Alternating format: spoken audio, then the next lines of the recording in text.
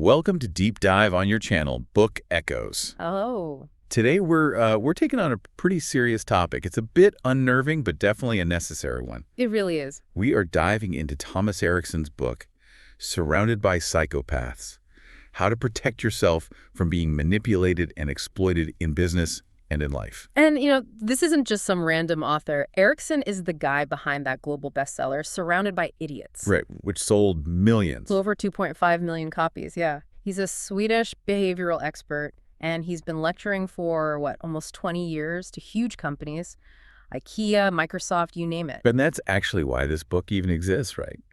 He noticed a really disturbing trend. He did. He realized that this behavioral system he was teaching, the DIC model, some people were using it as a plea book for manipulation. So our mission today is pretty clear. We're going to break down this material, understand the behavioral map he lays out, and really pull out the tools you need to defend yourself against what he calls wolves disguised as ponies. It's a great phrase. And yeah, to do that, you first have to understand how most people, normally operate. Okay, so let's start there. The foundation.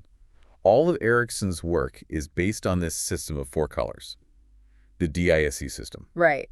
And we don't need to get too academic, but the key is to understand what drives each color, because that's the weak spot a manipulator is going to aim for. So it's about motivation, not just personality. Exactly. So first you have the red profile. They're all about dominance. They're fast, direct, goal-oriented. They want control. They want results. Then you've got the yellow profile, influence. These are the social, expressive people, super creative. They thrive on praise and validation from others. Yeah, that's their fuel.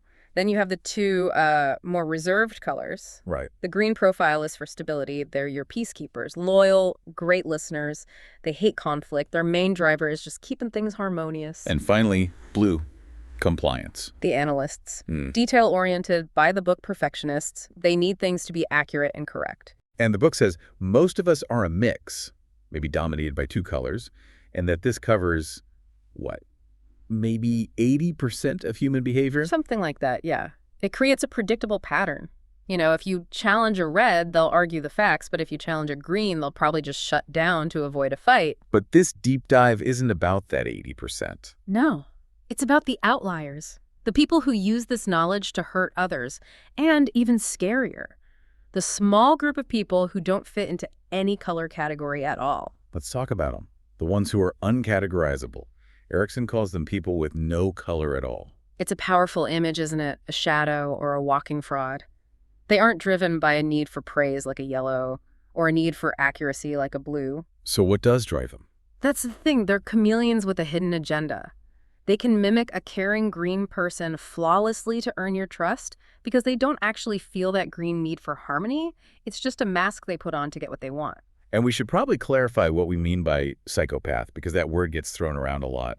100%. We are not talking about movie villains here or people who are psychotic, who've lost touch with reality. These people are rational. Completely rational. They know exactly what they're doing. The difference is a profound, total lack of empathy, of conscience. They know what's right and wrong. They just genuinely do not care how their actions affect anyone else. Okay, and this is where it gets really unsettling. The numbers. The research he cites suggests that psychopaths make up between 2 and 4% of the population. It's a shocking number. And for males, some sources push that up towards 6%. That's huge. It's comparable to the prevalence of schizophrenia. But these are people who are fully functioning in society. They're not all in prison. Far from it. I mean, the author tells this one story, this harrowing story about a young man at one of his lectures who had this imitation of a smile. Right, I remember that part. He ended up working at a university. And just created absolute systemic chaos. I mean, the trail of destruction he left. What did he do exactly? It was catastrophic. He embezzled close to $100,000. He got 2 different women pregnant, one of whom later attempted suicide because of him. The whole thing was so bad the department head had to resign. That's just an incredible amount of damage for one person to cause. And here's the really chilling part. He walked away from it all, convinced the police he was just some innocent bystander, the money disappeared, and he got a new high-paying job leading a project at an IT company. So he just leaves a crater of ruin and moves on to the next target. That's the playbook.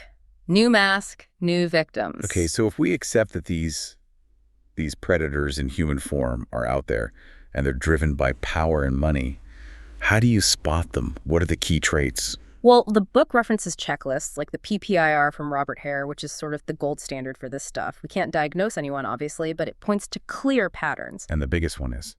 Pathological lying. It's central. They lie constantly, even when there's no reason to. It's almost like practice. And they don't get embarrassed if you catch them. Not at all. You can show them hard evidence that they're lying, and they'll just pivot instantly. They'll say, you misunderstood, or they never said that. It's like breathing to them. The lack of feeling is just so hard to comprehend. It is. It's an extreme callousness, a complete lack of empathy. They don't just ignore your feelings. Erikson says they actually look down on empathy. They see it as a personality disorder that makes other people weak. That is just an incredible way to view the world. It is, and that coldness is what makes them so cunning.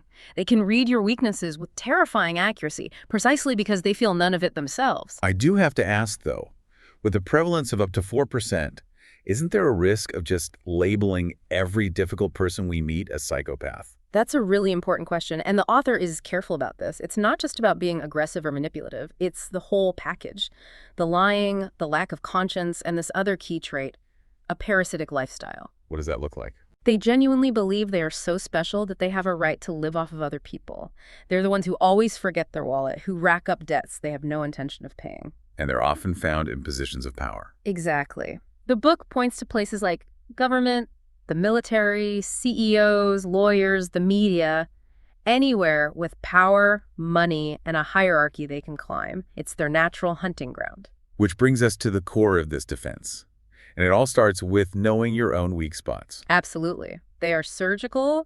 They aim right for the weakest point in your color profile. Okay, so let's take the yellows. Their biggest need is approval, validation. Right, so their biggest fear is social rejection, being disliked. So the manipulator's tactic is? Isolation. They'll use something called the triangle drama. Let's say Anna wants to control Lars, who is a yellow.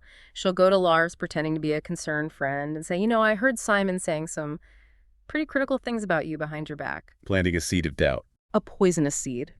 She keeps doing this until Lars distances himself from his best friend, Simon. And now Lars, who needs that external validation to function, has only one person left to get it from. Anna. Anna. He's trapped. His core need has been turned into a weapon against him. That is deeply calculated. Okay, what about the greens? The peacekeepers who hate conflict. Their tactic is passive aggression and the threat of abandonment. The book gives the example of Ed and Katie, who is a green. Ed doesn't shout. He just chips away at her confidence with subtle criticism. He'll taste a sauce she spent hours on and just say, it needed more salt. Keeping her constantly on edge, trying to please him. Yes, death by 1,000 cuts. And then, when he needs something big, he uses the ultimate threat for a green. He hints that he might leave. That fear of the family unit breaking up, of massive change, it's so powerful he can get her to do almost anything. Even empty your kids' savings accounts in that example. It's an extreme case, but it shows how deep the control can go. Okay, now for the reds. Task-oriented, dominant. They seem tough to manipulate. Their weakness isn't fear, it's their pride. A red hates, more than anything, to appear out of control or emotional. So the psychopath uses the guilt trip, but they set it up with flattery. How so? So Mike wants to manipulate his red CEO, Pernilla. He spends weeks praising her rationality, her composure. He builds up this image of her as someone who is above petty emotion. He's setting a trap. A perfect trap. Later, when a project fails, before she can unleash her very red anger, he sighs and says, I know you're going to be angry and I don't blame you. Ah, so now she gets angry, she's proving him right and destroying that self-image he built up for her. Exactly. So she restrains herself. She stays calm, misses the chance to figure out what really went wrong, and he gets away with it completely. It's brilliant in a terrifying way. And finally, the blues. The perfectionists who check all the facts, they seem like they'd be the hardest to fool. They are. You can't beat them with lies about facts, so the tactic changes. It's about destroying their credibility with smokescreens. So you attack the person, not the data. Precisely. Roger, the boss, can't fool George, his controller, on the numbers. So Roger starts planting little rumors with coworkers that George is having problems at home, that he's forgetful. He'll even go into George's calendar and secretly change meeting times so George shows up late. Oh, that's just insidious. It is. The goal is to make George doubt his own meticulous work, to destroy his confidence from the inside out until he's so paranoid he starts making actual mistakes. You attack their reputation and their sanity. Okay, this is all very heavy, but the point of the book is to give you a shield. What are the big preventative steps? It really comes down to 3 things. First, know yourself. Know your blind spots. Are you a sucker for flattery? Do you run from conflict? Second, learn to recognize the patterns we've just talked about. And third, decide what your self-respect is worth. Draw a line in the sand. And if you're already in a situation with a manipulator, what's the immediate first aid? You have to break the pattern, create a breathing space. When they come at you, trying to make you feel guilty or scared, you must not react emotionally. No crying, no shouting back. None of it. That's the fuel they run on. You have to delay your response to get control back. What's a good phrase to use? Something simple and non-committal. I need to think about what you just said. I'll get back to you. Or even, I just got an urgent call. I need 5 minutes. Anything to interrupt their momentum. You take away their power by not giving them the instant reaction they crave. Now, let's say the person isn't a full-blown psychopath, just very manipulative. The book gives a 4-step framework for setting a boundary. Yeah, and it's very structured. It's about describing the impact of their behavior without being accusatory. So step 1, when you raise your voice at me in team meetings, Step 2, I feel belittled and anxious. Step 3, if you stopped and instead. If you stopped shouting and instead we discussed issues privately. And the final step, 4. Then I'm going to feel. Then I am going to feel more respected and be able to actually work on the problem. It's clear, it's direct, and it gives them a path to change. But, and this is the big but, what if you do all this, you set the boundary, and they just try to pull you right back into the old dance? Then you have your answer. A true psychopath will not change. They'll see your boundary as a challenge and just double down. And that's when the book gives its final, most difficult piece of advice. Which is? Don't try to fight them. Don't try to expose them. They are masters of this game, and they will turn their network against you.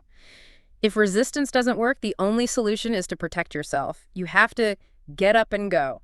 It's heavy advice, but it makes sense when you're just a resource to them.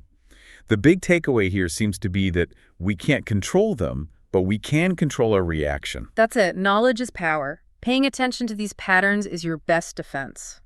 And that leads us to a pretty provocative final thought for you to take away from this. Yeah.